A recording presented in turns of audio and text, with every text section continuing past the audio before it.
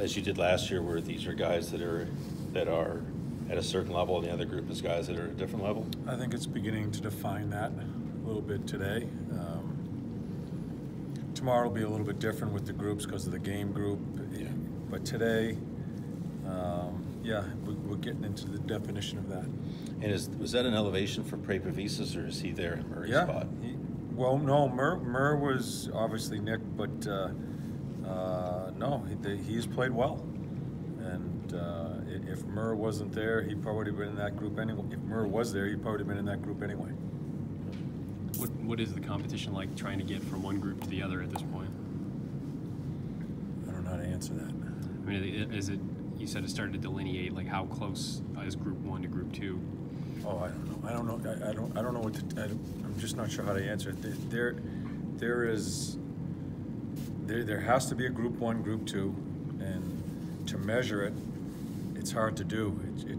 We're going to play the exhibition games, okay, and I think that's what's going to define whether people jump from one group to the other. I guess that's the best way to put it. What games will Panarin get in, or will he be in some games? Oh, I haven't even thought of that. No, he won't be in this weekend. Okay. Did he go through like his conditioning, skate, and test and all that stuff? He's okay. Before, yeah, he already did that. He did that. Yes. Okay. John, you're such a theme last year to your season was the power play, and how unfair is it to put the struggles of that on Larson and the system that you guys had drawn up? Because that seemed to be where a lot of the criticism landed with people. Is that unfair? Well, I think the coach is always going to be in the forefront as far as taking the criticism. It's part of our job. When things aren't working, it's part of our job that's where it goes to. I think I have a coaching staff that is accountable. If they think they have struggled in certain meetings or how they're going about it, I think they're accountable. And I'm sure Lars, we all do go through situations like that as a coach. We can't be concerned about what you guys feel, or the fans feel, and pointing fingers. We're just trying to fix things as we go through. And that's where I'm really happy with the coaching staff on the power play in Lars. Is it was as low as it possibly could be early in that year.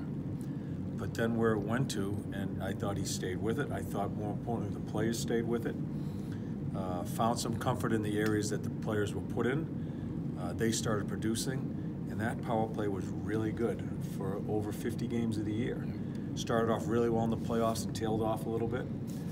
But yeah, as far as the coaches are concerned, we live and die on that. I don't think people realize that you can criticize coaches. We're criticizing ourselves too. We're not just, it's not my fault.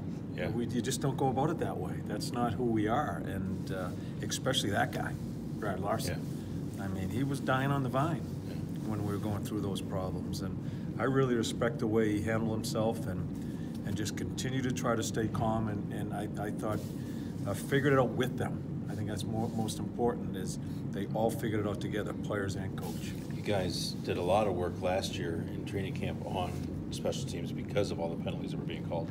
Will you do as much work here now once it gets down to a main? Yeah, we were going to do it today. It just didn't happen that way.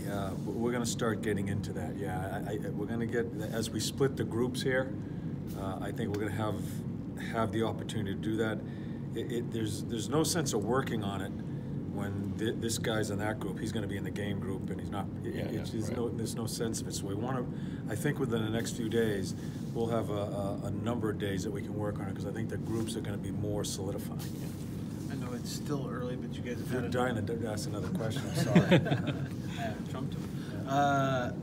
You've had a number of scrimmages still to kind of look at guys out there. With Duclair, are you starting to see spots here and there where what you were expecting, what you've been told? Well, you can see his skill. I was told he's highly skilled. You can see his skating. He's not only fast, but he's quick. There's a lot of things there, and it's been noticeable. The things I'm going to continue to look at are the intangibles. How he handles himself. Is the effort there all the time? Just how he goes about his business.